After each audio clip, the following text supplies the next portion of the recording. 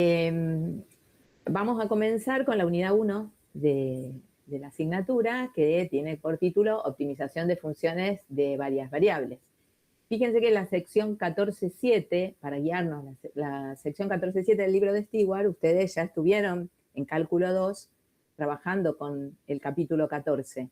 O sea que esta sección, es más, años anteriores, como ya les había comentado, estaba incluida este contenido en cálculo 2, bueno, ahora pasó a cálculo 3, o sea que lo que vamos a hacer ahora es cerrar un poco ese capítulo 14 del libro de Stewart con algunos agregaditos más. Antes de arrancar directamente con las definiciones, los ejemplos, quería invitarlas a la marcha de hoy, a las 5, se concentra en la Plaza San Martín y se marcha hacia el monumento. Bien, bueno, arrancamos entonces con este problemita que aparece aquí, ¿no?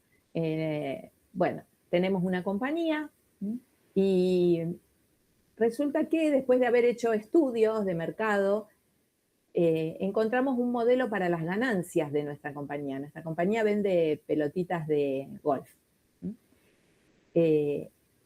Bien, las ganancias, encontramos que las ganancias van a depender, obviamente, de la cantidad de pelotitas de golf que vendamos y también va a depender, porque, bueno, estamos estudiando eso, del número, de la cantidad de horas de publicidad que hacemos de nuestras pelotitas.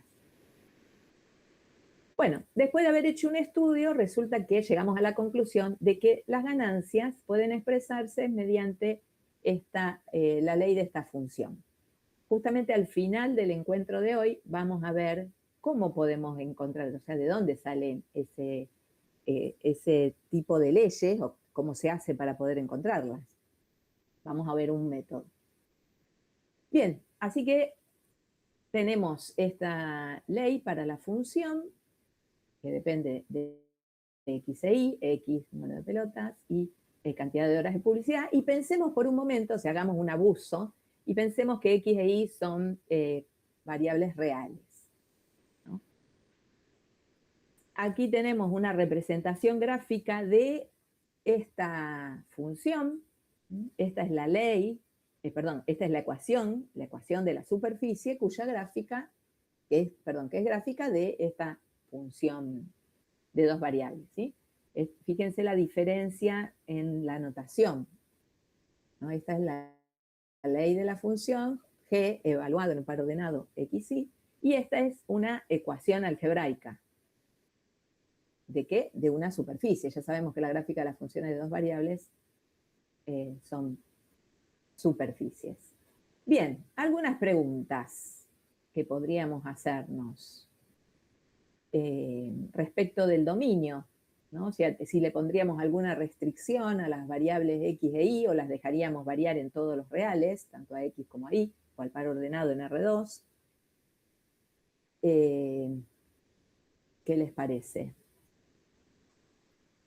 Podríamos por lo menos hacer una restricción en el contexto del problema, porque esta función, si no tuviéramos un contexto del problema, tendría como dominio R2, ¿no? Pero en el contexto del problema no tiene sentido que las variables sean negativas, por ejemplo. Sí que G sí puede tomar valores negativos, pero no que las variables. Así que eso podríamos agregarlo como parte del dominio, ¿no? Que X e Y sean no negativas. Y según este modelo, acá yo lo tengo hecho en GeoGebra, interpretando y mirando esta superficie, ¿les parece que habrá máximo para estas ganancias? A ver si abre.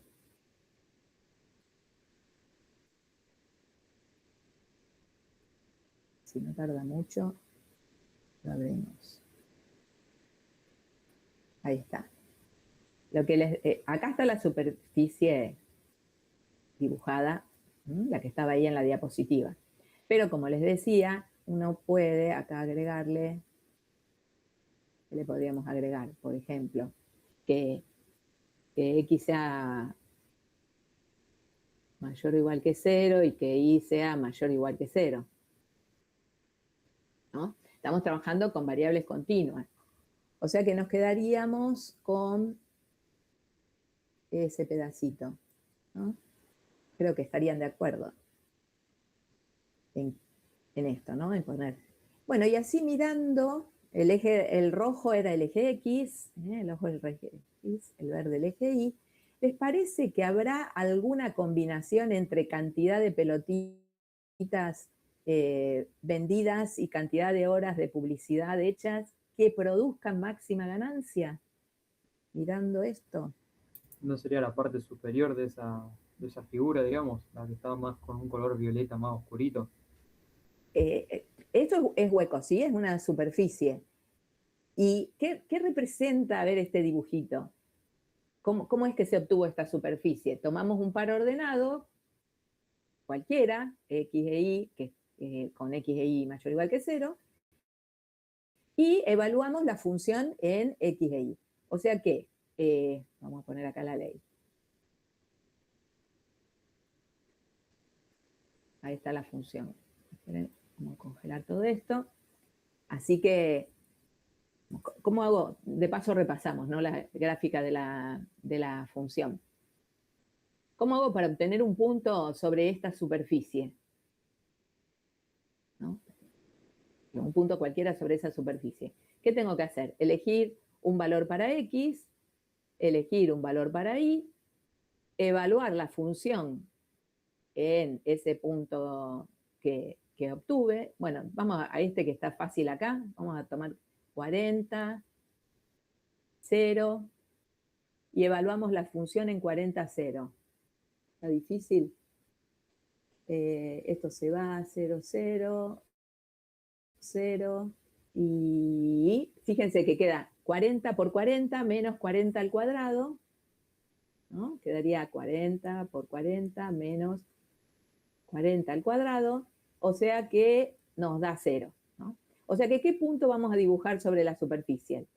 Vamos a dibujar el punto 40, 0, 0, ¿no? Este punto que está acá es un punto de la gráfica de la función. ¿Por qué? ¿Cómo lo obtuve?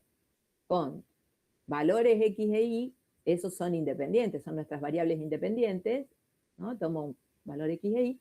La que no es dependiente es la tercera coordenada, ¿no? En la superficie. Esto correspondería a la coordenada Z, ¿no? Nuestros puntos en la superficie tienen la forma X, Y, G de X, Y. La tercera coordenada no es independiente, es dependiente de estas dos. Bueno, y así, si vamos tomando los pares ordenados X e Y en el dominio de la función y dibujando estas ternas, se generan toda esta superficie. La pregunta que estaba en la diapositiva era si podíamos, aunque sea visualmente, ¿qué les parecía a ustedes? Si podíamos encontrar algún par ordenado XY que produjera la ganancia máxima, o sea, el Z máximo. El Z máximo correspondería a la altura máxima en la superficie. ¿Qué les parece mirando esto? ¿Habrá algún X, Y al cual le corresponda el Z más grande? ¿Acá? Sí, más o menos en 35, así a ojo. Exacto, así a ojo pareciera que sí, ¿no? De paso podemos observar que en el punto sobre la superficie donde se produce ese fenómeno, el fenómeno de tener la tercera coordenada más grande, máxima, ¿cómo es el plano tangente allí? De paso, ya que estamos acá con este dibujo, podemos observarlo, ¿no? Horizontal. Exacto, por lo menos es intuitivo, ¿no? Después vemos si es verdad que pasa para todas las situaciones parecidas o no, ¿no? Pero justo vemos ahí que en ese punto que tiene el Z máximo, ¿sí? Cuando queremos maximizar una función, nos va a interesar este valor, ¿no? La tercera coordenada del punto que sea máximo. Bueno, vemos que en el punto sobre la superficie, el plano tangente parece que es paralelo al XY. Bravo. Bueno, entonces, ya hablamos del dominio y intuimos que parece que sí, que por ahí vamos a encontrar. Después lo vamos a resolver, vamos a ver si la intuición estuvo bien. Ahí está. La respuesta la dijeron ustedes, ¿no? Cantidad de pelotas, cantidad de horas de publicidad que producen máxima ganancia. La máxima ganancia es un número, ¿no? Bien, seguimos repasando un poquito de lo de cálculo 2. Ahora, dejemos un ratito ese problema y tomemos una función así genérica, sin contexto, ¿no? Otra vez, bien simple, son polinómicas, así que no creo que haya problemas en poder analizarla. Bueno, aquí tenemos la ley de esta nueva función, la función f, el dominio, ya vamos a considerar los x e y en este conjunto, ¿no? Forman un cuadrado. Aquí está la representación del dominio. X entre menos 4 y 4, e y entre menos 4 y 4. O sea, vamos a tomar los pares ordenados solamente del dominio de f, para poder representar gráficamente la función. Fíjense, también lo habrán visto, pero por las dudas, nosotros al representar gráficamente el dominio en 3 dimensiones, estamos haciendo un abuso, ¿no? ¿Por qué? Porque el dominio está formado por pares ordenados. Y si yo tomo un punto aquí, ¿no? Ese punto tiene 3 coordenadas, ¿no? Las 2 primeras van a variar aquí, entre menos 4 y 4 y menos 4 y 4. Pero la tercera va a ser 0, entonces como que hacemos un abuso y muchas veces coloquialmente decimos, este es el dominio de la función. En realidad es una representación del dominio de la función, porque el dominio de la función, recuerden que está formado por pares ordenados. Bueno, de la misma manera que charlamos recién, aquí tenemos la gráfica de la función. La gráfica de la función es una superficie cuya ecuación aparece aquí. Bien. Máximo valor, a ver si podemos también, haciendo un poco de intuición, máximo valor de la función, ¿no? Cuando decimos máximo valor de la función, estamos pensando en el valor máximo para las imágenes, ¿no? Cuando este número que está aquí va a tomar el máximo valor dado x e y variando en este conjunto. Si se ponen a mirar, fíjense que esto es 40 y a 40 le estamos quitando cosas positivas, ¿no? Entonces, ¿cuál será el máximo valor? En 0, 0 puede ser. Claro, en 0, 0, porque ahí le estaría quitando 0, ¿no? Y ahí el máximo valor de la función es 40. El máximo valor de la función en su dominio es 40, ¿ven? Es un número, es 40. ¿Dónde se produce? Se produce efectivamente en el 0, 0. Nuevamente ahí podemos ver que en el punto 0, 0, 40, nuevamente parece que el plano tangente, ¿sí? En ese punto, que tiene como coordenadas 0, 0, 40, el plano tangente parece que también es horizontal, o sea, es paralelo al plano XY. Si hacen analogía con funciones de una variable, ustedes cuando tenían una función de una variable definida en un intervalo, había hipótesis sobre esa función que garantizaban la existencia del valor máximo y mínimo, ¿no? Que en su momento era, si ustedes trabajaban con una función continua en un intervalo cerrado y acotado, entonces seguro iban a tener allí valor máximo, iban a poder encontrar valor máximo y valor mínimo. Bueno, acá va a pasar lo mismo, ¿no? Estamos extendiendo a funciones de 2 variables y esto mismo pasa para funciones de 3 variables o de n variables. Si nosotros trabajamos con funciones continuas en conjuntos cerrados y acotados, siempre vamos a poder obtener valor máximo de la función y valor mínimo de la función en ese conjunto. El valor mínimo, quizás también puedan intuir, por lo menos gráficamente, ¿no? Cuando buscamos valor mínimo, ¿qué estamos buscando? Gráficamente, el punto que tenga el z más chiquito, ¿no? Y el valor mínimo va a ser ese z más chiquito. y pareciera que se va a producir en los vértices, ¿no?, de este cuadrado. Bueno, entonces, acá esto es como un relato general.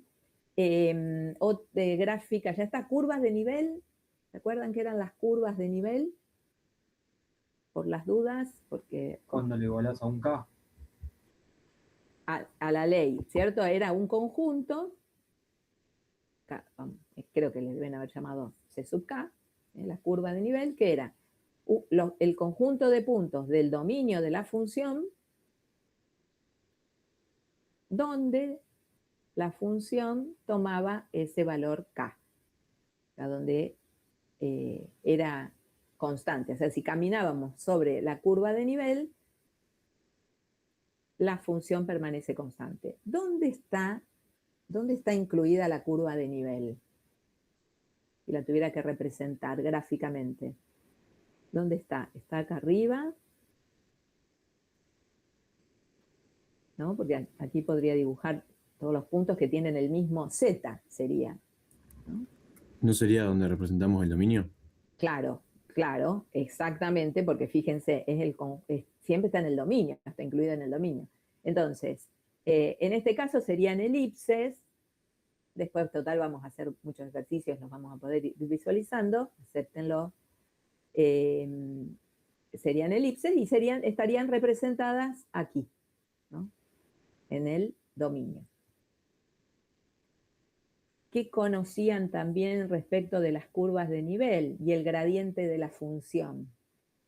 ¿Recuerdan el gradiente? El gradiente es perpendicular a las curvas de nivel. Perfecto, se acuerdan un montón. El gradiente, ¿cuántas componentes tiene? Va a tener 2 componentes y se obtenía derivando parcialmente, ¿no? Las componentes del gradiente son las derivadas parciales de la función. Esto como recordatorio. Bueno, para nuestro ejemplo, el gradiente de la función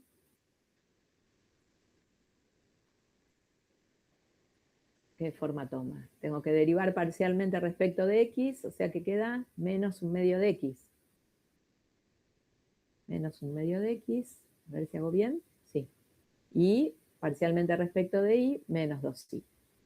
Bueno, ¿ven? Es un vector de 2 componentes, por lo tanto, también si tuviera que representarlo gráficamente, lo tendría que representar en R2, ¿no? O sea, todo acá abajo. O si quieren, también en un sistema XY. Dominio, curva de nivel, gradiente de una función de 2 variables, todo se representa en un sistema XY. Bueno, si tuviéramos una función de 3 variables, el gradiente se definiría de manera similar, hay que agregar componentes, y en lugar de curvas de nivel, ¿qué tendríamos? Superficies de nivel, ¿no? Hay que adaptarlo. Y ya después, si estamos trabajando con funciones de más de 3 variables, ya directamente se llaman conjuntos de nivel. Muy bien. Bueno, hoy nos vamos a quedar en funciones de 2 variables. Vamos a las definiciones, entonces. Ya más o menos sabemos qué estamos buscando o qué queremos buscar, ¿no? Porque, por ejemplo, si tenemos nuestro negocio y supongo que queremos que nuestras ganancias sean máximas, queremos ver cómo lograr que la ganancia sea máxima.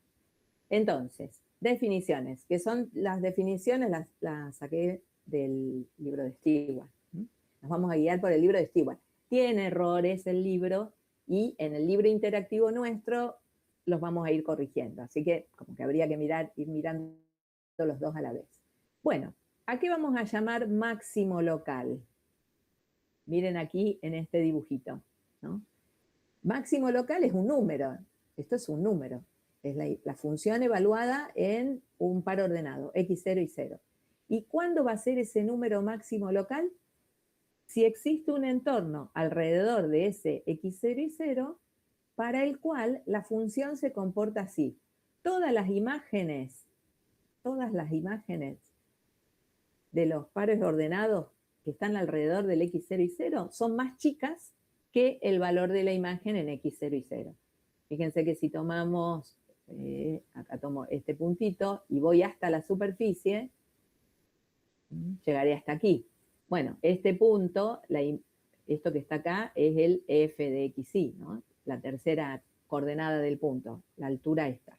Bueno, esta imagen es más chiquita que esta imagen que es máxima local, que es un valor máximo local. Entonces, ¿cuándo va a ser máximo local? Si la imagen permanece, la imagen en el x0 y 0 es mayor que las imágenes de todos los pares ordenados, de todos los puntos que están en un entorno alrededor de él.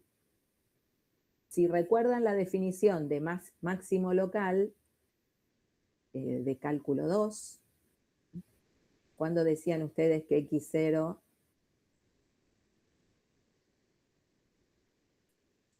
¿sí? Si aquí tenemos la gráfica ahora de una función de una sola variable. ¿Por qué f en x0 es un máximo local? ¿no? Si yo evalúo f en x0, tengo este valor. ¿Qué es lo que ocurre con esta imagen respecto de las imágenes que están a un costadito de x0? Bueno, la imagen de la función en x0 es mayor que las imágenes de los x que están ahí a un costadito. Es decir, en su momento dijeron, es un máximo local si existe un entorno alrededor de x0, de manera que f en x0 sea mayor o igual que f de x, ¿no? Para todo x de ese entorno. Bueno, miren, esta definición es la misma, pero adaptada ahora a dos variables. Y después, ya les digo, pasa lo mismo para 3 o más. Bien, entonces tenemos máximo local. ¿Y cuándo llamaremos máximo absoluto a este numerito? Si este comportamiento ocurre en todo el dominio, no solamente localmente, o sea, alrededor del x0 y 0, sino en todo el dominio. Bien, si ahora acá tenemos la situación inversa, si quieren, contraria. Acá tenemos que definir el mínimo local. ¿Ven? Aquí la imagen, en este x0 y 0, la imagen es la más chiquita de todas las imágenes de los pares ordenados que están alrededor de x0 y 0. Entonces, la definición va a ser análoga. Recuerden que, no sé por qué siempre hay confusión entre el punto y el número, ¿no? Esto es un número. El valor mínimo local, este numerito es un valor mínimo local o directamente un mínimo local si este número es menor o igual que las imágenes de todos los xy pertenecientes a un entorno del x0 y 0. Otra manera de decir lo mismo es decir esto, pero no se pueden mezclar las dos, ¿no? En x0 y 0, f tiene o alcanza un mínimo local.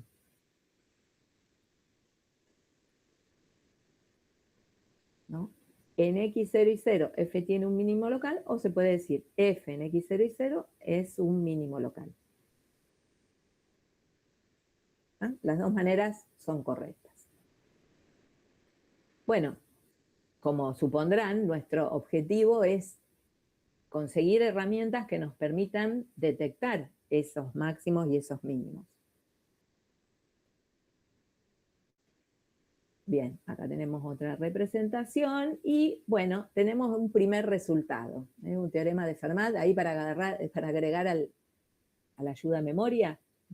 ¿Qué dice el teorema de Fermat? Nuevamente, es un análogo del que ya vieron para funciones de una variable. Dice que si una función tiene un mínimo local o un máximo local en x0 y 0, podría ser esto una representación de esa función, ¿no? La representación gráfica de esa función. Y si las derivadas parciales de primer orden existen, ¿ven? Son dos condiciones que se tienen que verificar simultáneamente. Bien que hay un i. F tiene un extremo local, se puede hablar así también, en general, si uno no quiere detallar si es máximo o mínimo, Es decir, si f tiene un extremo local en x0 y las derivadas existen, entonces necesariamente esas derivadas parciales van a tener que valer 0. Otra manera de escribir esto mismo es decir que el gradiente tiene que ser nulo. En su momento, para funciones de una variable, ustedes decían la derivada primera tenía que ser 0, ¿no? Para allá. Entonces, si tiene un extremo local y además existen las derivadas parciales, esas derivadas parciales tienen que valer 0. Entonces, es como que nos está dando acá una pista de dónde podríamos empezar a buscar esos candidatos a extremos locales. ¿Por qué digo candidatos? Porque lamentablemente este teorema no hay que entenderlo al revés, ¿no? De forma recíproca. Fíjense que no dice que si el gradiente es nulo, entonces seguro que allí va a haber un extremo local en el x0 y 0, ¿no? Dice al revés. Pero bueno, es una manera de poder empezar a buscar. Entonces, esos puntos, como son importantes, son candidatos a que allí haya puntos críticos, extremos, reciben un nombre. Entonces, vamos a llamar a un par ordenado que esté en el interior del dominio, o sea, la frontera la vamos a dejar un rato aparte. Vamos a tratar de trabajar siempre en abierto. Ahora, por una diapositiva, 2 nada más, ¿no? Entonces, nos vamos a concentrar en los puntos que estén en el interior, no en la frontera, en el interior. Y lo vamos a llamar punto crítico, o también, en otra bibliografía, punto estacionario, si las derivadas parciales se anulan en él o si alguna de ellas no existe en él. Entonces, esos puntos van a ser los puntos críticos. Ante una función, lo que vamos a hacer, si estamos queriendo encontrar los extremos locales, es justamente lo primero que hacemos es tratar de encontrar esos puntos críticos. Entonces, por un lado, definición de punto crítico. Ahí agregamos una definición más a todas las que tenemos. Y otra definición que tenemos de otros puntos que son importantes, son los puntos de ensilladura. Fíjense, la tenemos acá. Un punto crítico, o sea que primero tiene que ser crítico, primero tiene que cumplir lo anterior. Un punto crítico se dice punto silla o punto de ensilladura si en todo entorno de él, ocurre lo siguiente, encontramos puntos que tienen imágenes mayores que la imagen en el x0 y 0 y menores. A esos puntos se los llama punto silla. A ver, hagamos una cuentita antes de avanzar. Vamos a hacer entre todos. Agarren lápiz, papel.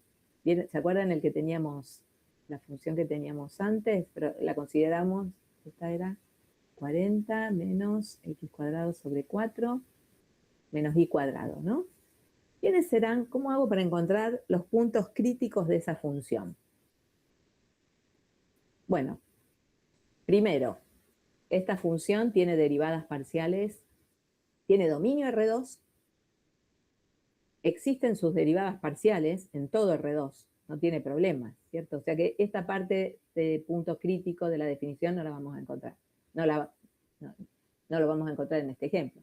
Entonces, ¿quiénes serían los puntos críticos? Aquellos que anulan simultáneamente, ven que aquí hay un i, ojo con eso, simultáneamente las derivadas parciales. Bueno, entonces, ¿qué es lo primero que tengo que hacer? Derivo parcialmente, ya lo habíamos derivado, vuelvo a hacer, derivo parcialmente, queda menos x sobre 2, derivo parcialmente respecto de i, menos 2i, y ahora, ¿qué tengo que hacer? Tengo que construir un sistema de ecuaciones, porque esto es una ecuación que se tienen que verificar simultáneamente por ese sí, por ese i. Entonces nos queda menos x sobre 2 igual a 0, y menos 2i igual a 0. Fácil, en este caso, resolver este sistema. No siempre van a ser sistemas lineales, o sea que acá, bueno, habrá que poner un poquito de atención para resolverlo, ¿no? Pero de la resolución de este sistema vamos a obtener los puntos críticos. En este caso muy fácil, ¿verdad? Que es el 0, 0. 0, 0 es punto crítico de f. ¿Qué habrá ahí?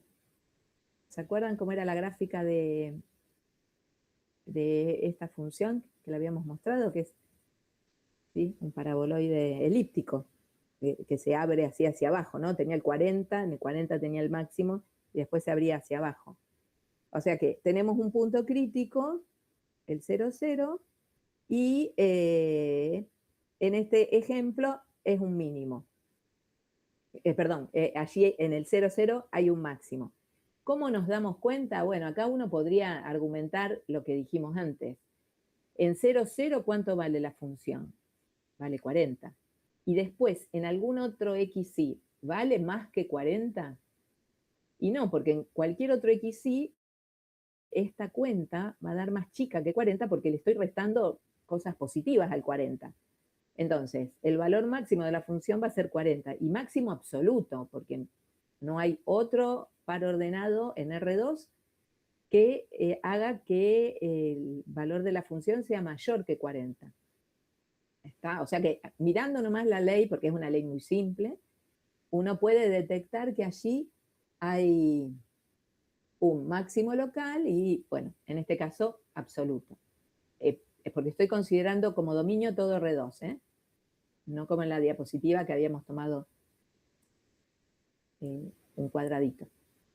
Bien, guarden este ejemplo porque después vamos a ver una herramienta que nos permite, como ser un poquito más de forma automática, poder caracterizar qué hay en el punto crítico.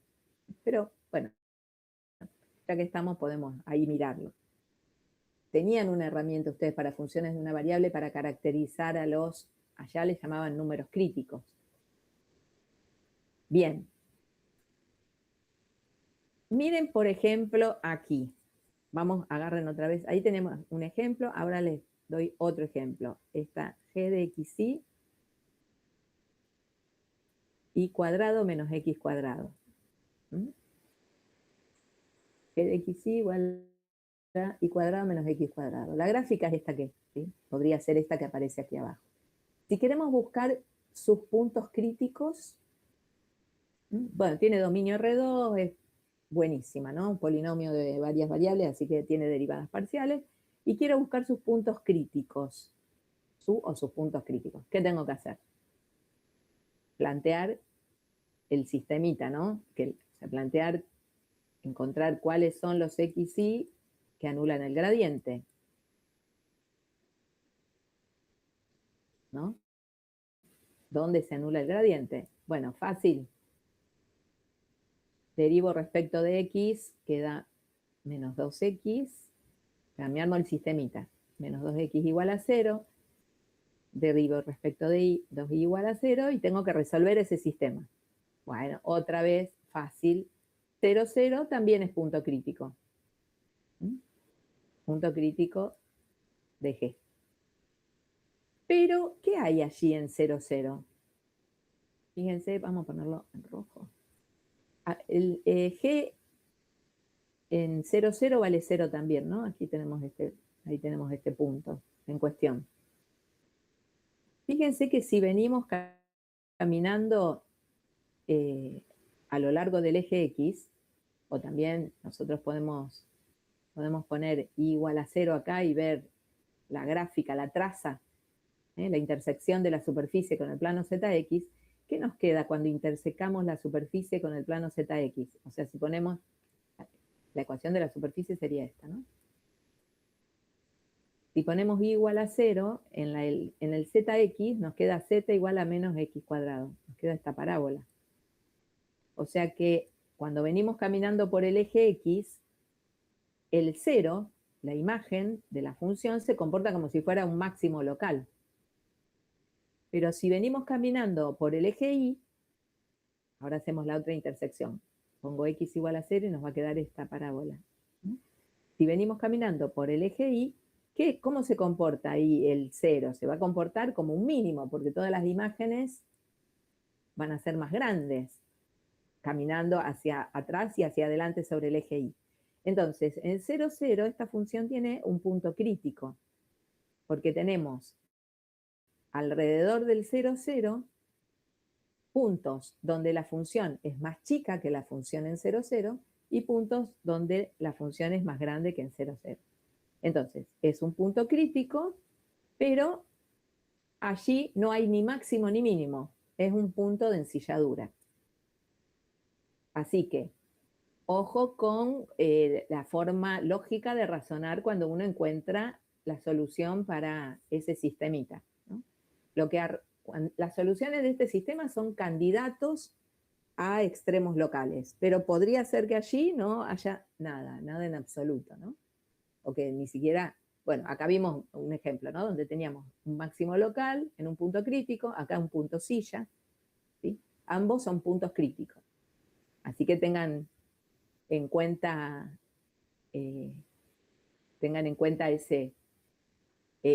eso, ¿no?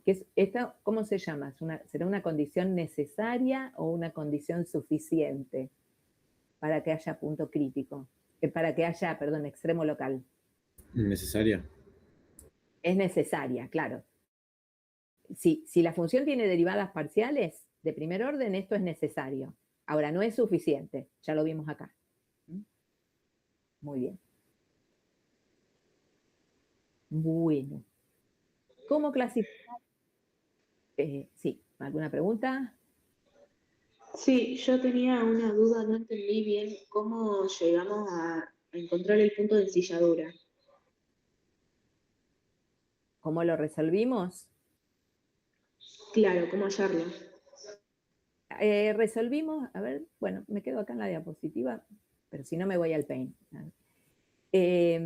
Lo primero que hicimos fue encontrar puntos críticos. O sea, lo primero que se hace es encontrar puntos críticos. ¿Vos te diste cuenta cómo lo encontramos al 0, 0? Sí, ¿O ahí? sí, eso sí. Resolviste el sistema. Perfecto. ¿Está? Resolvemos el sistema y nos queda. Entonces, vamos a dibujar en 2D. Entonces, tenemos acá el X, el Y, y acá tenemos el 0, 0. Ahora dibujo en el dominio, ¿no? Estoy mirando en el dominio. ¿Cuánto vale la función? La función era g de xy igual a, la ley era sí, y cuadrado menos x cuadrado. G en 0, 0. ¿Cuánto vale? G en 0, 0. 0, ¿cierto? ¿Está? Vale 0. Bueno, ¿qué tendría que mirar? Ahora vamos a ver una herramienta, ¿no? Pero en este ejemplo, como es bastante simple, podemos mirar. Fíjate que si yo ahora dibujo sobre la superficie, sería este punto, ¿no? Este es el punto que tiene como coordenada 0, 0 y G en 0, 0. O sea, justo es 0 también. ¿Qué pasa cuando nosotros tomamos, por ejemplo, voy caminando sobre el eje X? ¿Por qué camino sobre el eje X? Porque estoy mirando la gráfica, ¿no? Tengo acá la gráfica. Evalúo la función en suponete en este punto que está acá, este que está acá. Este es el menos 1, 0. ¿Cuánto vale la función en el menos 1, 0? Que en menos 1, 0. Menos 1. Díganme si no, ¿eh? G en el menos 1, 0 vale menos 1. Acá es negativa G. ¿Está? Es menor que 0. Es menor que 0. Y tomo un punto acá, en el 1, 0. Y evalúo la función G en el 1, 0. En el 1, 0 pasa lo mismo, ¿no? Menos 1, negativa, menor que G en 0, 0. Entonces, acá la G es más chiquita que en 0, 0, y acá la G es más chiquita que en 0, 0. O sea que por ahí podría suponer yo que en 0, 0 hay un máximo, ¿no?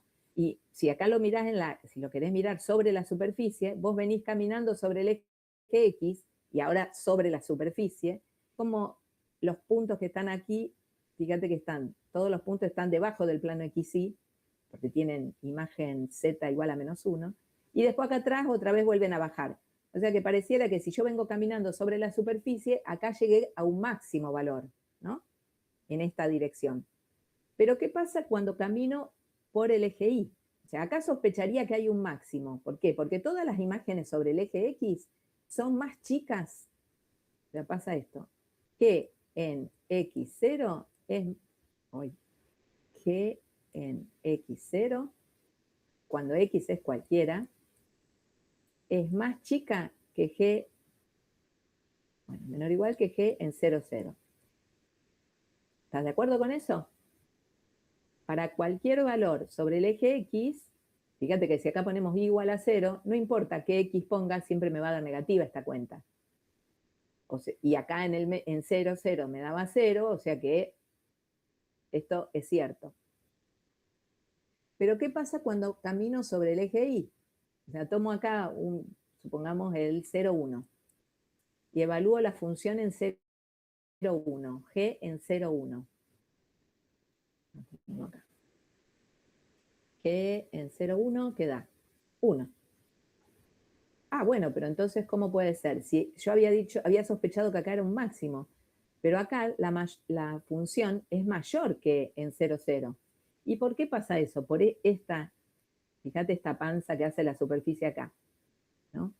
Vos venís caminando con sobre el eje Y, las imágenes se vienen achicando, pero son más grandes que en 0, 0. Acá llega a 0 y después seguís caminando y las imágenes, cuando digo las imágenes estoy mirando la tercera coordenada, ¿no? Las imágenes vuelven a crecer.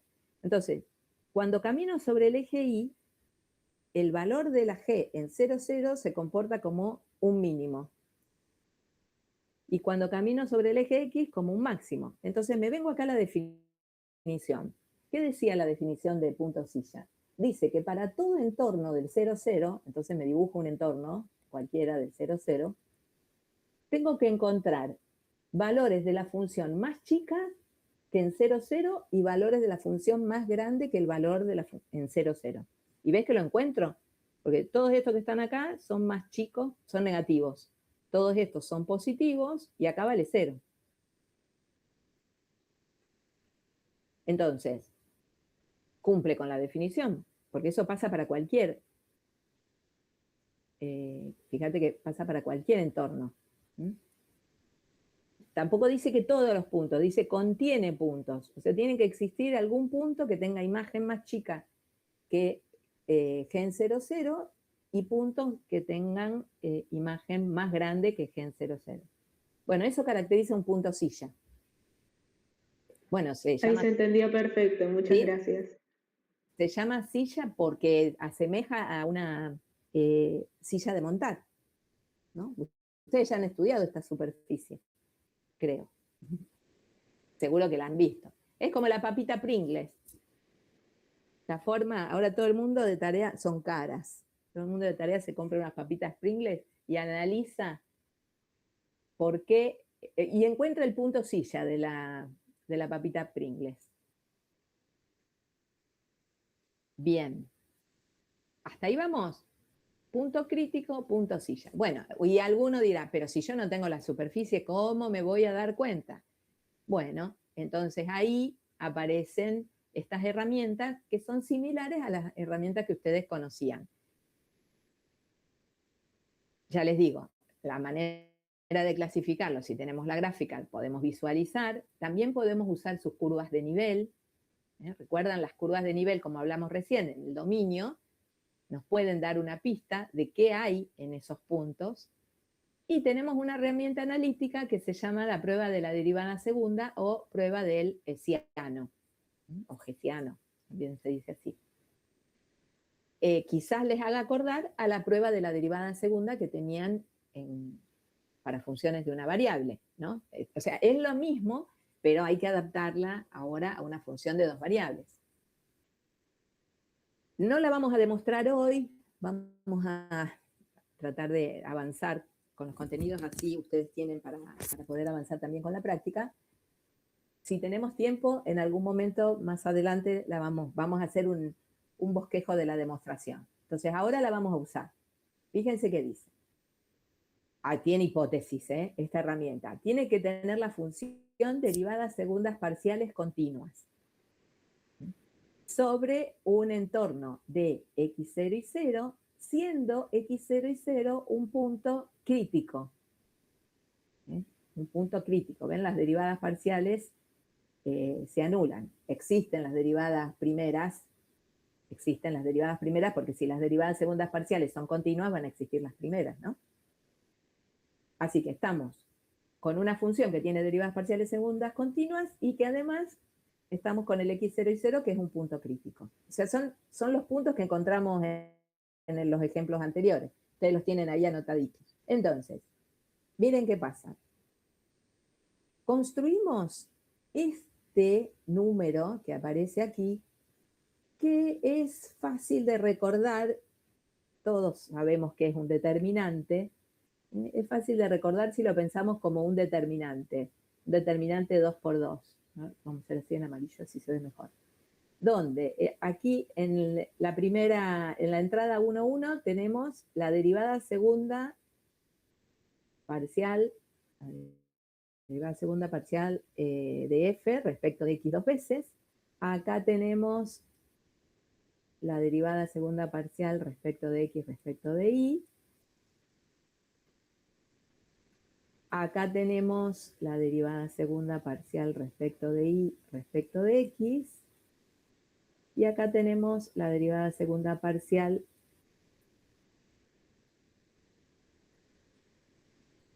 me quedó ahí medio. Ahí. ¿Está? Ahora después lo hacemos en otro ejemplo. ¿Sí? El hessiano en x0 y 0, podemos recordarlo resolviendo este determinante. Fíjense, es un determinante como se resolvía. Este número por este número menos este número por este número. Y ustedes dirán, pero acá ¿por qué hay un cuadrado? Bueno, hay un cuadrado porque nosotros conocemos el teorema de Clairaut, que nos decía que cuando las derivadas parciales segundas son continuas, estas derivadas que les decíamos así de entre casa las llamábamos cruzadas, ¿no? Estas derivadas eran iguales, el valor de esas derivadas. Entonces, por eso es que aparece este cuadrado acá. ¿Está? Entonces, esto por esto menos esto por esto. Bien, calculo ese numerito, ¿no? Esto es lo que se llama el hessiano, está evaluado en el x0 y 0. Uno en la práctica lo que puede hacer es evaluarlo en forma genérica en un xy y después al resultado evaluar en el x0 y 0. También eso es válido. Entonces dice este criterio. Si el hessiano es positivo y la derivada parcial segunda respecto de x dos veces es positiva, este numerito es positivo, entonces este valor es un mínimo local. ¿Sí? Es una herramienta que no necesita de gráfica ni nada, ¿no? Es bastante práctica.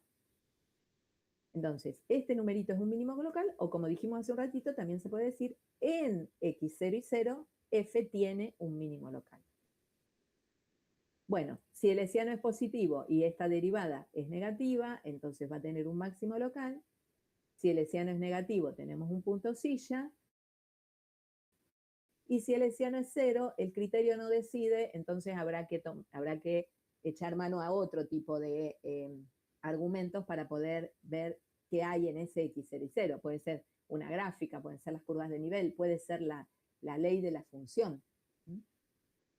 Profe, una consulta. Sí. ¿Por qué dice si h es mayor a 0 y la derivada parcial segunda respecto de x, tanto en a como en b? ¿Eso es Sí. por algo en especial o...? Y en la demostración se ve bien por qué, pero primero, una observación, que está bueno que me digas, si h es positivo, a ver, vamos a pensar entre todos, vamos a usar lógica. Todo este número es positivo, supongamos, ¿no? Si esto es positivo, ¿cómo será este número? ¿Qué signo va a tener este número que está acá? Positivo. Positivo también, ¿cierto? No le queda otra. Si este ya es positivo, este tiene que ser positivo. O sea que una observación que podemos hacer es que es intercambiable acá, o sea, no es por algo particular que es la derivada parcial respecto de x dos veces, también puede ser la derivada parcial de f respecto de y dos veces. Se puede cambiar el criterio y poner acá respecto de y, dos veces acá y acá, ¿sí? Eso porque surge de esto. Y respecto de lo que preguntaba el compañero, a ver, vamos a ver cuántos se acuerdan de una variable. Vamos a pensar en una variable. En una variable, si nosotros tenemos esta función a por x menos x sub 0 al cuadrado, ¿sí? O, bueno, más algo, no importa. Si hacemos la derivada primera de esto, la derivada primero, no sé por qué me la compliqué tanto, esperen, vamos a hacerlo más fácil. No vamos a hacer tanto lío. Ax cuadrado, ¿no? La gráfica de esta función la tienen en mente, f de x igual a un número distinto de 0 por x cuadrado,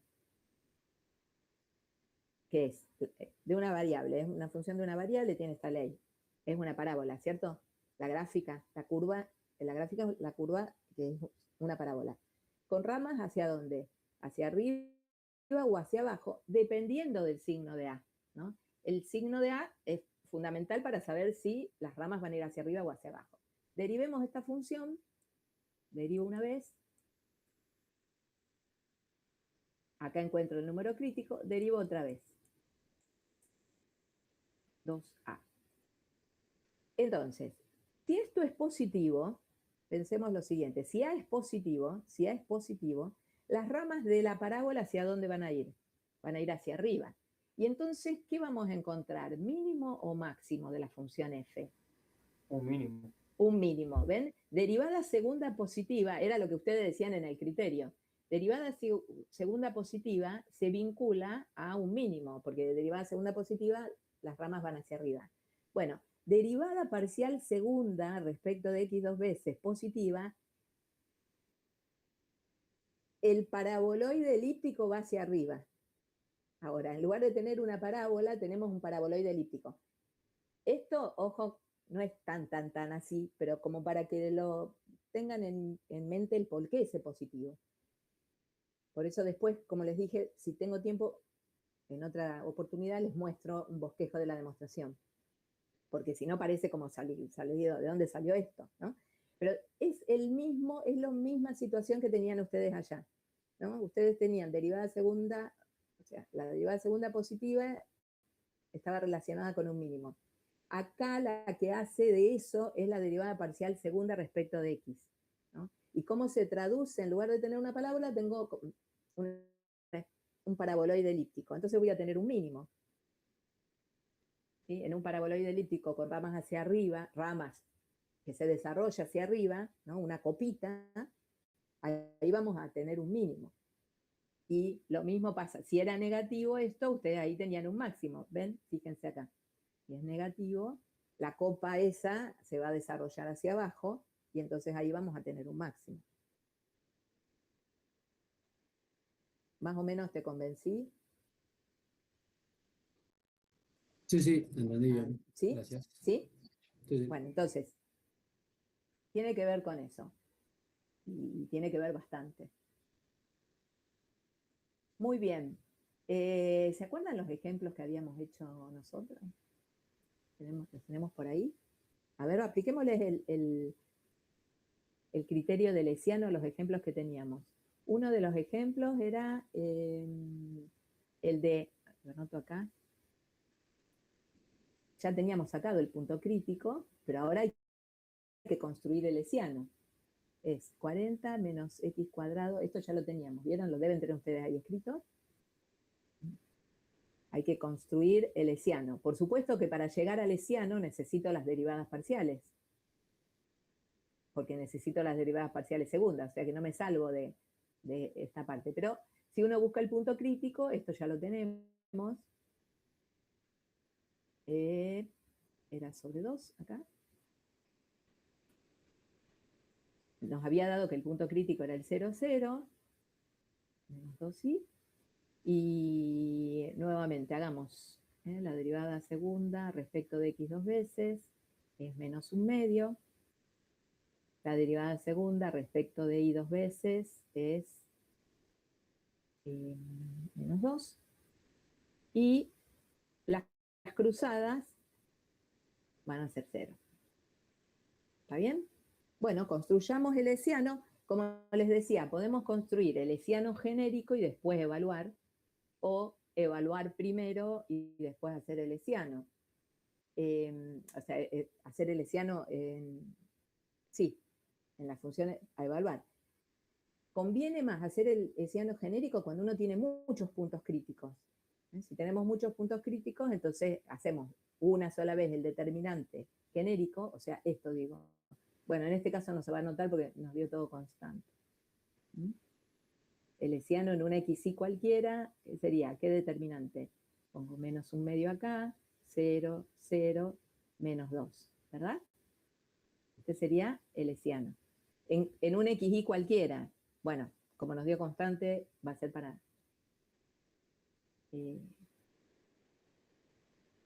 para cualquiera. O sea que acá nos queda 1, ¿verdad? El hessiano positivo. En particular en el 0, 0, ¿no? Nos interesa en el 0, 0. Positivo. El hessiano es positivo, entonces me vengo acá. Voy a estar en alguna de estas dos situaciones. El hessiano es positivo y la derivada parcial segunda respecto de x es negativa. Entonces, ¿qué tenemos ahí? Un máximo local, ¿no? En 0, 0, esta función tiene un máximo local. Efectivamente es lo que veíamos, ¿no? Porque la gráfica de esa función es un paraboloide elíptico que se desarrolla hacia abajo. Entonces ya está, con esto ya sabemos que es un máximo local. En 0, 0, la función tiene un máximo local. ¿El máximo local cuánto es? 40. ¿No? 40 es el máximo local. ¿De acuerdo con este ejemplo? Porque ahora borro y quiero que miremos el otro. ¿Estamos? ¿Borró? Bien. El otro era, la g era y cuadrado menos x cuadrado. Pueden ir construyendo el hessiano de la g. Era y cuadrado menos x cuadrado.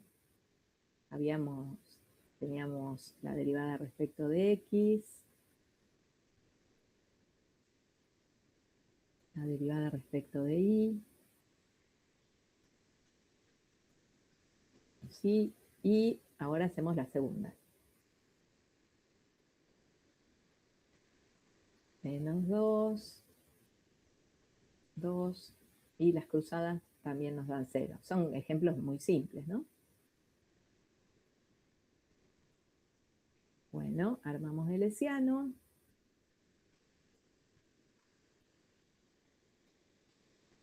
¿Cómo lo armamos? El determinante. Aquí arriba ponemos la derivada segunda.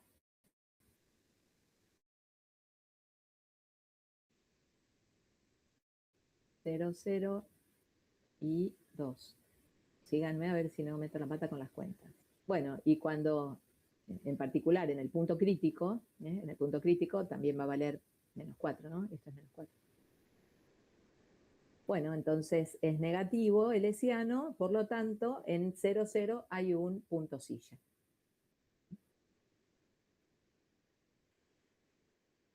En 0, 0, que tiene un punto silla.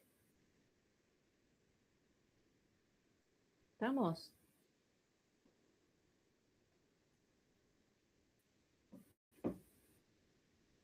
¿Estamos bien?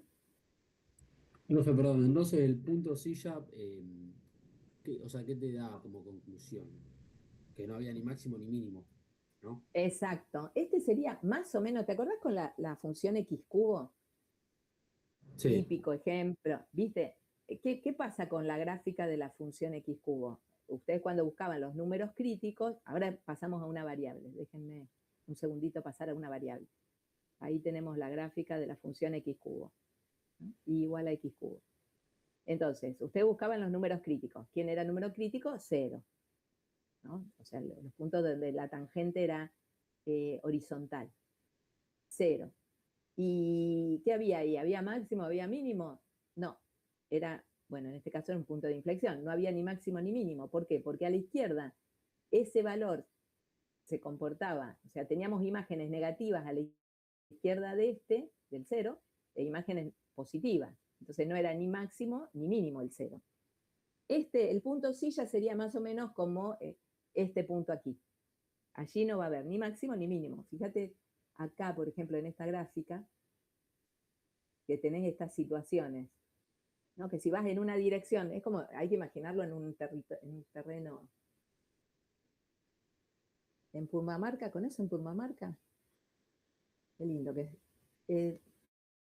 Tengo una foto, después la voy a compartir, la foto esa, donde justo hay, ahí cerca del centro, uno va a hacer un paseíto caminando, y justo se ve eso, ¿no? Que uno va subiendo, parece como que están llegando al máximo, pero a los costados tenemos la montaña, que estamos como en un mínimo. O sea, estamos en un máximo en una dirección, pero en un mínimo en la otra. Bien, esos puntos se llaman de ensilladura. Allí no va a haber nada, no va a haber ni máximo ni mínimo local. Pero es un punto crítico. O sea, hay que analizarlo. Ok, perfecto. Gracias.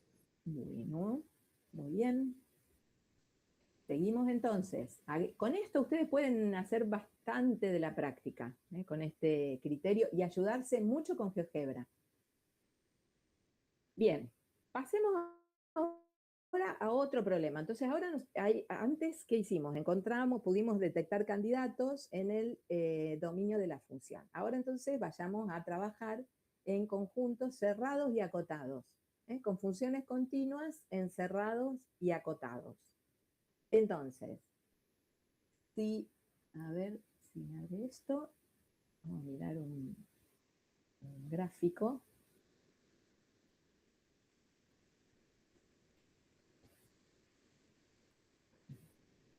Fíjense esta función acá arriba, no sé si alcanzan a ver, está la ley de la función f, y tiene como gráfica este paraboloide elíptico, ¿no? Siempre estamos con esto que son sencillos como para poder ver los conceptos, ¿no? No perdernos tanto en las cuentas, en los dibujos, sino tratar de ver los conceptos. Bien, tenemos esta función y tenemos, esta es la ecuación de esta superficie. Si yo les preguntara, ¿tiene máximo esta función? ¿Tendrá máximo? Mirando la gráfica nomás, en su dominio. ¿Tiene máximo? O sea, ¿hay algún...? No, ¿cierto? Se dice no está acotada. No está acotada la función. Hay también una definición de función acotada. No está acotada la función.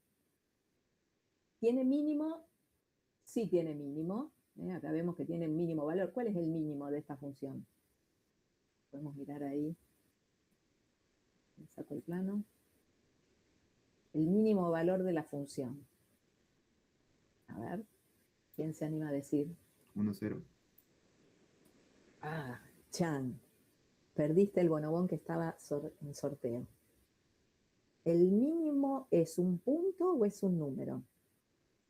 El mínimo valor de una función. La mínima ganancia.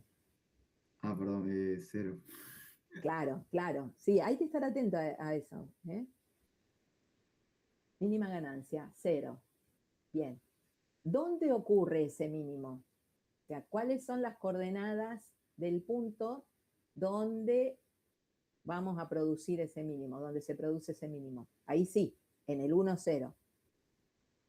Pero o sea, no confundir, uno puede decir cualquiera de las dos maneras, pero no mezclarlas, ¿no?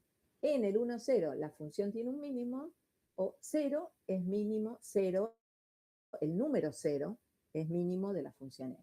Bien, entonces no tiene máximo y tiene un mínimo absoluto, ¿verdad?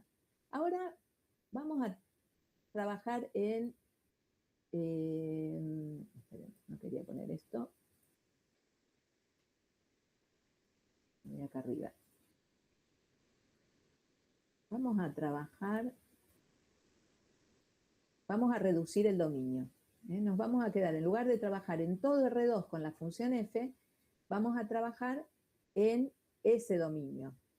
Solamente vamos a considerar los puntos de este cuadrado, o si quieren los pares ordenados representados acá. Solamente esos. Entonces, si voy a considerar solamente esos puntos, entonces yo ahora no voy a considerar toda la gráfica, ¿no? Toda esa superficie, todo ese paraboloide. Me voy a quedar con la porción del paraboloide correspondiente a los XY que aparecen aquí. Bien. Esto, bueno, les queda compartido como para que puedan ver también cómo poder dibujar esos bordes.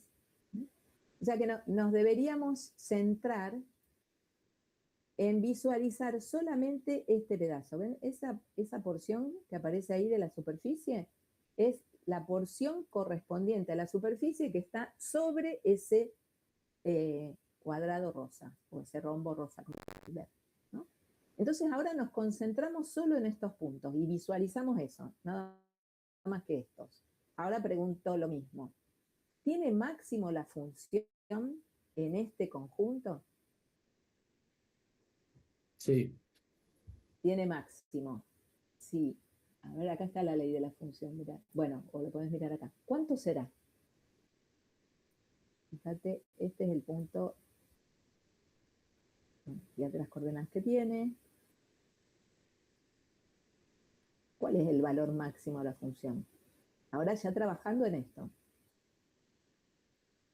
Vamos a dejar ahí.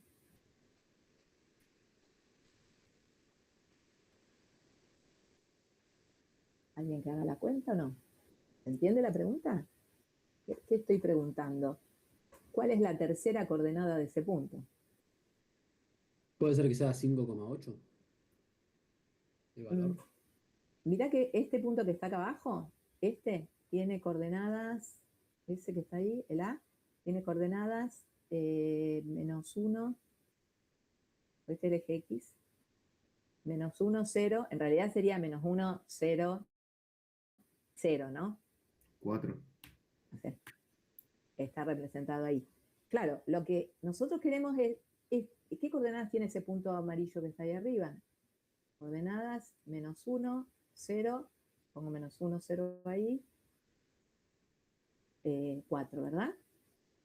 ¿Sí? Estamos reemplazando, o acá en la ley de la función, en -1, 0, evalúo la función en el -1, 0, la imagen es 4. O sea, esta altura, la tercera coordenada, esta alturita que está acá, esto es 4.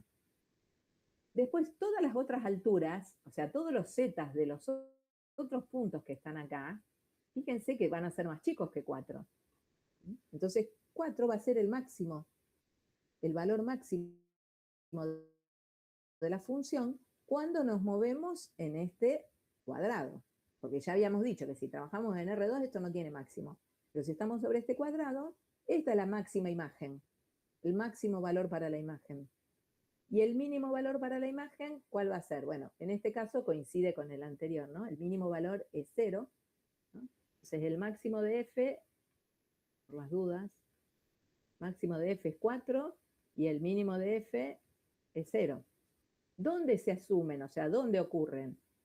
El máximo en el -1, 0 y el mínimo en el 1, 0. ¿De acuerdo? Este es valor máximo. Gráficamente es el punto más alto. O sea, tengo que mirar la tercera coordenada del punto más alto. Y en este caso, del punto más bajo. ¿Sí? O sea, habría que eliminar todo esto que está acá y concentrarse solamente en esta porción. Ahora, ¿qué vemos acá? Lo mismo que pasaba en una variable, que si tenemos una función continua en un conjunto cerrado y acotado, seguro que vamos a poder encontrar máximo absoluto y mínimo absoluto en esa región. Máximo valor absoluto, mínimo valor absoluto. Eso, ¿quién lo dice? El teorema de Weierstrass o teorema de valor extremo. Es equivalente al que ya vieron para una variable.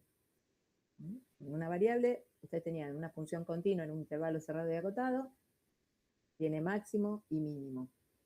Acá hay que adaptarlo nada más.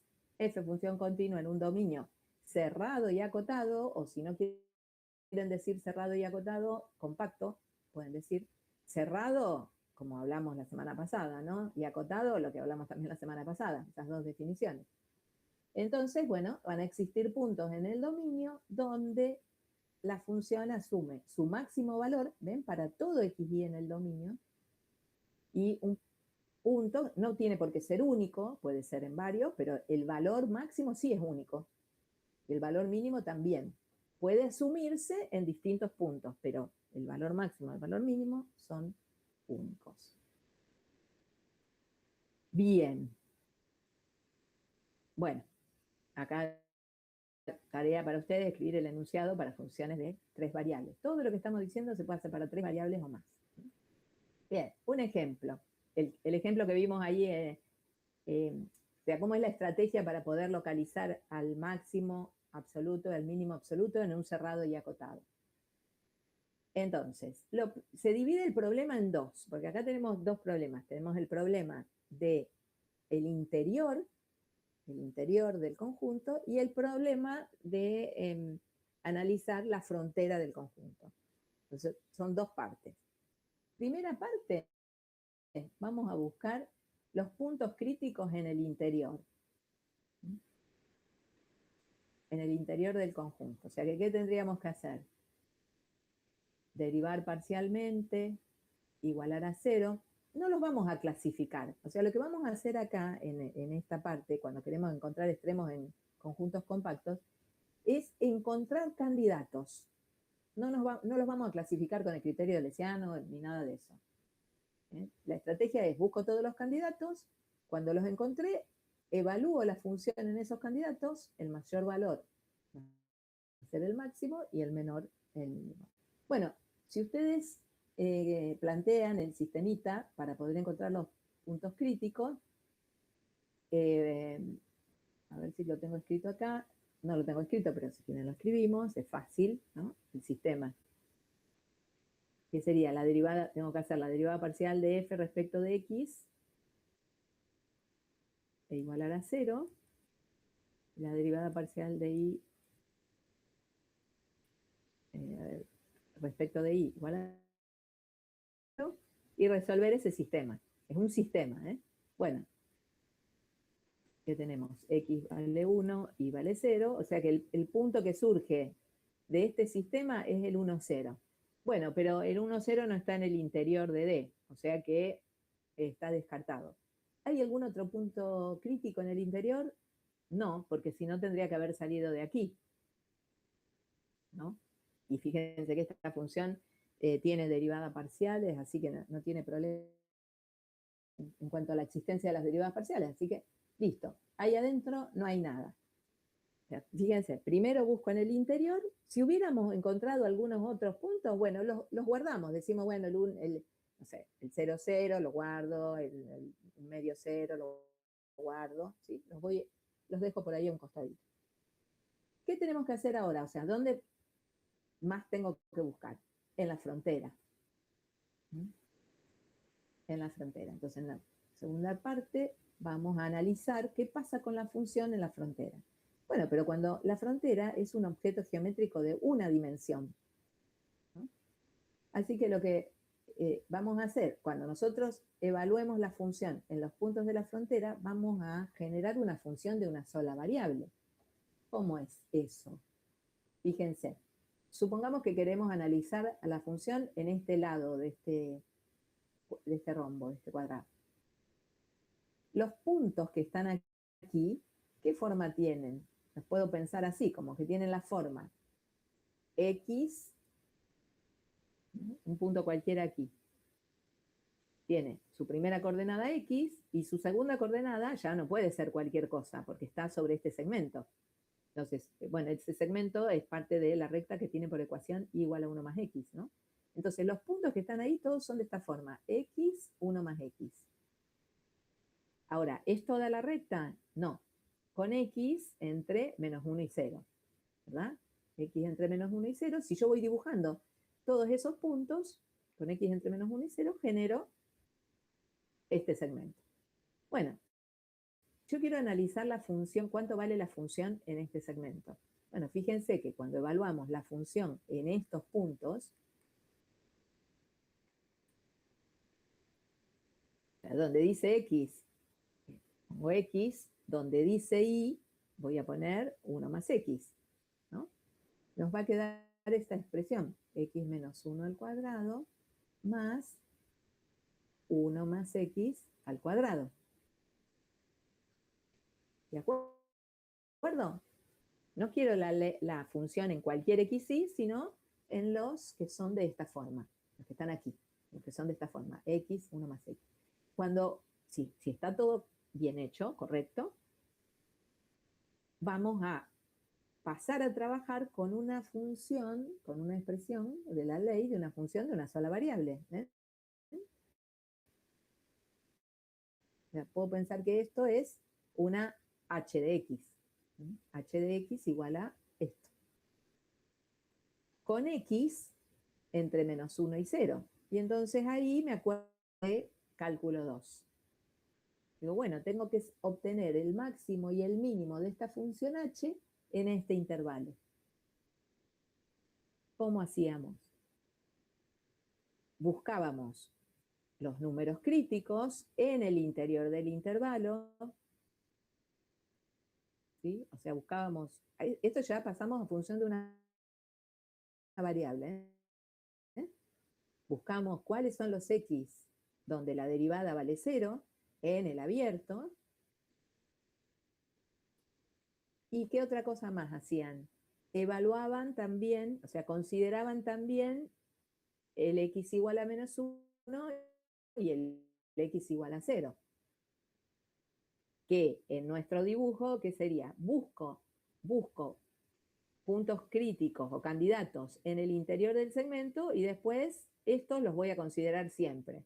O sea, estos dos van a ser siempre candidatos. Bueno, este y este, ¿no? En mi lista de candidatos voy a tener esos 4, seguro. Y después quizás surja alguno en el interior de alguno de estos, en el interior, pensándolo unidimensionalmente, ¿no? De alguno de estos segmentos, ¿no? Acá ya es un problema simple. Derivo igual a 0, encuentro los x. Una vez que encuentro el valor de x, me fijo si está, por supuesto, en este intervalo. Y la segunda coordenada es 1 más x, así que puedo encontrar el punto. Eso lo tengo aquí, ¿no? Acá yo desarmé ya estos paréntesis para que sea más simple, y le llamé h1 a esta función, ¿no? Los extremos de esa función, si ustedes derivan igualan a 0, queda 4x igualado a 0, pero bueno, no está en el, o sea, no está dentro del intervalo, en el interior del intervalo menos 1, 0, y como les decía, consideramos los que anulan h1 de la derivada de h1 en el abierto menos 1, 0, que no hay ninguno, y también los extremos, los puntos que se generan en los extremos. Sería el menos 1, 0, este que está acá, y el 0, 1. Bien, van obteniendo todos los candidatos.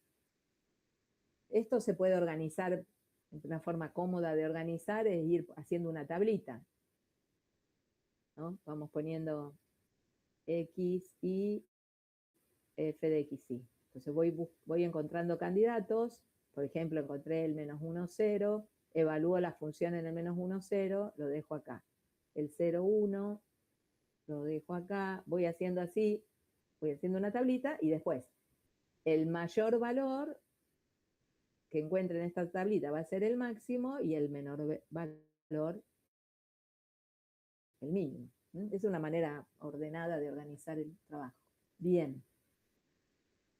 Ahí tenemos entonces lo que ustedes dijeron que habíamos visto lo habíamos visto gráficamente en el GeoGebra, pero bueno, analíticamente, ¿cómo se hace? Se buscan los puntos críticos en el interior y después se analiza la frontera. Para analizar la frontera, sí o sí hay que pasar a una dimensión, a describir esos puntos con una sola variable.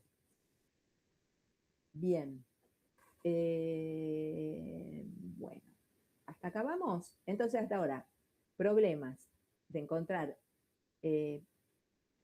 óptimos locales, óptimos absolutos y óptimos en conjuntos cerrados y acotados.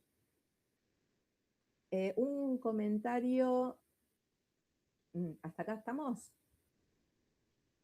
Hay que ponerse a hacer ejercicios, ¿no? Hasta el 20 pueden hacer para el miércoles. Profe, una Sí, consulta.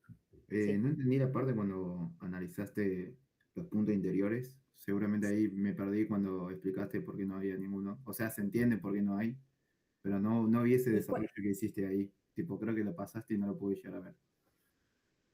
cuando vos planteas acá el gradiente igual al nulo, ¿no? Para poder sacar los puntos críticos, viste que nosotros planteamos que las derivadas parciales se anulen. Entonces, cuando derivo parcialmente respecto de x, nos queda esto, y cuando derivas parcialmente respecto de x, te queda esto, igualado a 0, ¿no? Si vos resolvés acá esta ecuación, de acá sale que x vale 1, y de acá sale que y vale 0. O sea que el par ordenado, solución de este sistema, es el 1, 0. Pero el 1, 0 no está en el interior del conjunto. ¿Cuál es el 1, 0? Este que está acá. El 1, 0 está en la frontera, no en el interior. Y yo estaba buscando en esta, es una forma de organizar, ¿no? Primero busco los puntos críticos en el interior y los pongo en la tablita, digamos, si hubiera encontrado. ¿Por qué no encontré? Porque no está en el interior este. ¿Te das cuenta? Sí, sí, sí. Ah, sí, claro. Está en la frontera. Este después lo atrapo cuando lo analice acá en la frontera. Al final, este también va a ser candidato. Pero no porque estaba en el interior, sino porque estaba en la frontera. Claro, claro, sí, sí. ¿Sí? Entonces, cuando ustedes tengan conjuntos compactos, fíjense que además nosotros podemos derivar parcialmente tranquilo en conjuntos abiertos, porque en el borde no sabemos si existe derivada o no existe derivada. En los abiertos sí. Entonces, por ejemplo, me dicen obtener el máximo absoluto, mínimo absoluto en un triángulo, una región triangular. Bueno, primero busco los puntos críticos en el interior del triángulo. Los encuentro, no los clasifico. ¿Encuentro pares ordenados? Bueno, si encuentro lo que encuentre, lo ponemos en una tablita. Lo ponemos acá, en la tablita de candidatos. Que lo ponga en esta tabla no quiere decir que ya vaya a detectar dónde hay un máximo o un mínimo. Entonces voy completando esta tabla con los candidatos. Los candidatos pueden salir del interior del conjunto o pueden estar en la frontera del conjunto. De todos esos candidatos, seguro que en uno de ellos vamos a obtener máximo. O sea, seguro que vamos a encontrar máximo de la función y mínimo de la función porque Weierstrass nos dice que sí. ¿Ah? Sí, profe. Sí, Pi. Bien. Muy bien. Bueno, con esto ya les digo, podemos trabajar bastante. Una aplicación interesante que hay y que vamos a trabajar el miércoles en la segunda parte de la clase, grupalmente, otra vez, en la segunda parte, y nos vamos a llevar lo que escriban, las respuestas a las preguntas que aparecen al final, pero ahí escrito en un papelito nos llevamos, no hay que subir nada, ni nada, ¿no? Una aplicación de encontrar óptimos de funciones de varias variables es, por ejemplo, el método de mínimos cuadrados, que seguramente lo utilizaron en física experimental, cuando fueron al laboratorio, seguro que les han dado la fórmula para poder ajustar valores experimentales, ¿no? Fíjense por acá un ejemplo, ¿no? Supongamos que tenemos pintura y queremos medir el porcentaje de impureza que tiene esa pintura, y ese porcentaje se mide según la velocidad de mezclado. O sea, tomamos un recipiente con pintura, mezclamos a 20 revoluciones por minuto y medimos la impureza. Y registramos eso, ¿no? Ven, acá tenemos una tablita de registro. A la velocidad 20 revoluciones por minuto tenemos 8,4% de impureza. Y así vamos haciendo, ¿no? En laboratorio. ¿Habrán hecho ustedes experiencia? ¿Alguno se acuerda? ¿Algún experimento de física que hayan hecho? ¿Alguna medición de algo, de una caída libre, de calor, o ya no lo hacen más, ya no lo llevan al laboratorio?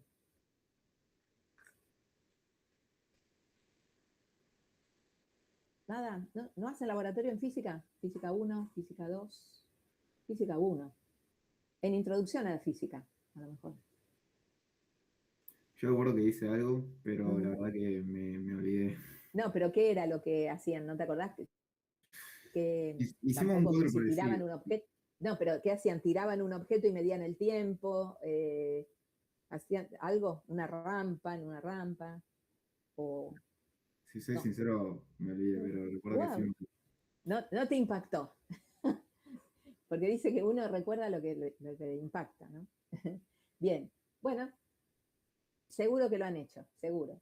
Es más, lo pueden experimentar inclusive en su propia casa. Y con distintas cosas, con las alturas de las personas, podríamos hacer, si tuviéramos más tiempo, podríamos inclusive en el aula generar todo esto, o sea, empezar de cero. En otras oportunidades lo hemos hecho, pero no tenemos tanto tiempo en el aula. Lo vamos a aprovechar para otra cosa. Entonces, supongamos que tenemos este problema, que hicimos estas experiencias y acá aparecen estos puntos. Y resulta que nosotros ahora no queremos seguir mezclando con otras velocidades. Queremos predecir qué va a pasar si mezclamos a 35 revoluciones por minuto. O qué pasa con 21, o por lo menos estimar qué pasa con 21 revoluciones por minuto, qué pasa con ese porcentaje de impureza, ¿no? Esa sería la cuestión, porque no es económico seguir haciéndolo, no tengo tiempo, entonces quiero predecir. Bueno, tenemos acá, bueno, un ejemplo, o sea, tenemos en la vida real uno lo que tiene son estos puntos, ¿no? Cuando toma muestras de lo que sea, de resistencia de materiales, tenemos puntos. ¿Qué queremos hacer? Queremos encontrar una curva que mejor ajuste esos puntos, pero que mejor ajuste teniendo en cuenta el problema, el contexto, la tendencia, o sea, todo eso, ¿no? Si uno mira esos puntos y quiere ensayar una curva que mejor los ajuste, quizás ustedes en mente tengan algo como, porque ¿qué pasa? Cuando uno mide, produce errores, ¿verdad? No mide exactamente. Entonces, a lo mejor estos puntos idealmente deberían estar sobre una curva, pero como tiene errores el instrumento, tiene errores mi ojo, no están todos sobre una curva. Bueno, acá fíjense, es posible matemáticamente, aunque ustedes no lo crean, si ustedes tienen puntos así diseminados, es posible encontrar un polinomio cuya gráfica pase por cada uno de esos puntos. Una fórmula bastante simple. ¿Cuál es el problema de lograr eso? ¿A ustedes les parece que esa curva respondería a, fíjense que para acá vendría así para abajo, después respondería a la tendencia, o si fuera esta, acá lo mismo, ¿no? Acá lo mismo. Bueno, a veces no es que queremos que haya error cero respecto de la curva y las observaciones, sino que queremos, como les dije antes, que se respete esa tendencia. Entonces, a lo mejor encontrar esta recta, que no pasa por los puntos, es mejor para mi problema, o sea, se adecúa mejor a mi problema, que encontrar una curva que pasa por todos los puntos. O sea, ese no va a ser nuestro objetivo, no va a ser el objetivo de una ingeniera, de un ingeniero, encontrar eso. Es muy raro que alguien quiera justamente esta curva del medio. Lo que vamos a intentar hacer es encontrar esta línea de tendencia, línea o curva de tendencia, que no necesariamente pase por los puntos. Y bueno, los óptimos, lo que hemos estado viendo en las diapositivas anteriores, nos va a ayudar. Entonces, eso no. Y lo que sí tenemos que decidir es cuándo vamos a entender, o sea, queremos que esta curva ajuste lo mejor posible a nuestros puntos, y bueno, ese mejor ajuste, atrás hay un criterio, tenemos que explicitarlo. Bien, el método de mínimos cuadrados toma el siguiente criterio. Los puntos rojos son la medición que hemos hecho, ¿no? O sea, esto es dato, estas coordenadas las conozco. Y lo que estamos buscando es la recta que mejor ajuste, ¿en qué sentido? En este sentido. ¿Dónde tengo? Fíjense, en el caso de que yo no tuviera, que no hubiera errores en el instrumento o que no hubiera errores en mi ojo, que todo fuera ideal, todos esos puntos rojos tendrían que estar sobre esta curva azul, ¿no? Entonces, esto que aparece acá, esto que aparece aquí, es un error que se está produciendo, ¿no? En la medición. ¿Cómo la podríamos expresar analíticamente a ese error o esa distancia que hay entre estos dos puntos? Esto lo conozco porque es la segunda coordenada del punto, esta alturita, ¿no? Es la segunda coordenada del punto. Y esta distancia de acá hasta abajo, también la conozco. Porque si bien no conozco la recta, no conozco la pendiente ni la ordenada del origen de esta recta, pero en forma teórica, o sea, hago de cuenta que sí la encontré, entonces podría encontrar esta altura. Esto sería m por el x sub i más b, ¿no? De acá hasta acá. Es justo la segunda coordenada de este punto azul. La primera coordenada es xy, acá la segunda coordenada es lo que yo medí, y acá la segunda coordenada es lo que idealmente debería haber medido. Entonces, si yo minimizo, o si nosotros minimizamos estas cantidades acumuladas, si hacemos que esto sea lo más chiquito posible, entonces estaremos encontrando una recta buena que nos ayude a predecir qué va a pasar sin tener que hacer una experiencia nueva. Bien, lo que se hace entonces es expresar, no se asusten por las letras porque el i sub i y el xy son datos. Lo que no conozco es m y b, ¿no? Podría ensayar varias a mano, que es una de las cosas que vamos a hacer el miércoles, ensayar a mano alguna recta que ajuste mejor. Porque fíjense que si yo les hubiera dibujado una recta que estaba por acá afuera, ustedes me hubieran dicho, no, esa recta no tiene nada que ver. Yo necesito algo que sea más parecido a mis puntos. Entonces, lo que se hace es escribir esta diferencia, elevarlas al cuadrado para que realmente tengan peso y no se compensen, porque en un caso podría darme negativo, en el otro positivo, elevarlas al cuadrado. También podría haber puesto un valor absoluto. Lo que pasa es que el tema con el valor absoluto es que no es derivable. Entonces, construyo la función error. La función error es el acumulado de los errores al cuadrado, que estamos cometiendo cuando medimos en lugar de medir idealmente, ¿no? Hacemos esto, fíjense que es dato, y incógnita m y b. Lo que estoy buscando es la recta que mejor ajusta a esos puntos. Bueno, entonces construyo esta función error. Acá está. Uso el símbolo sumatoria. El miércoles vamos, si quieren charlamos, no sé si están habituados a usar el símbolo sumatoria. Al que no le guste usar el símbolo sumatoria los puede dejar así todos desarmaditos, pero van a ver que va a ser mucho más cómodo usar este símbolo, que no es más que un resumen de la suma de los errores acumulados al cuadrado. Bien, fíjense que la función error es una función que depende de tiene dos variables, m y b. Para cada m y b vamos a ir obteniendo distintos valores de errores acumulados. ¿Qué vamos a buscar nosotros? Vamos a buscar la combinación mb que haga que esto sea mínimo. Eso daría el mejor ajuste de la recta. Lo hacemos con una recta, pero se puede hacer, vamos a ver el miércoles con las planillas de cálculo, podemos obtener ajustes con distintos tipos de curvas. Entonces, esa va a ser la función que vamos a minimizar Y sus variables son m y b, la pendiente y la ordenada al origen.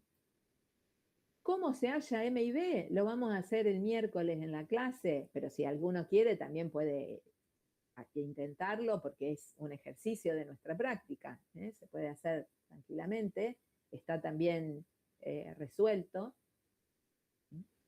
No les quiero, a ver qué hora es, sí, no les quiero quitar mucho más tiempo, pero vieron que teníamos la función error.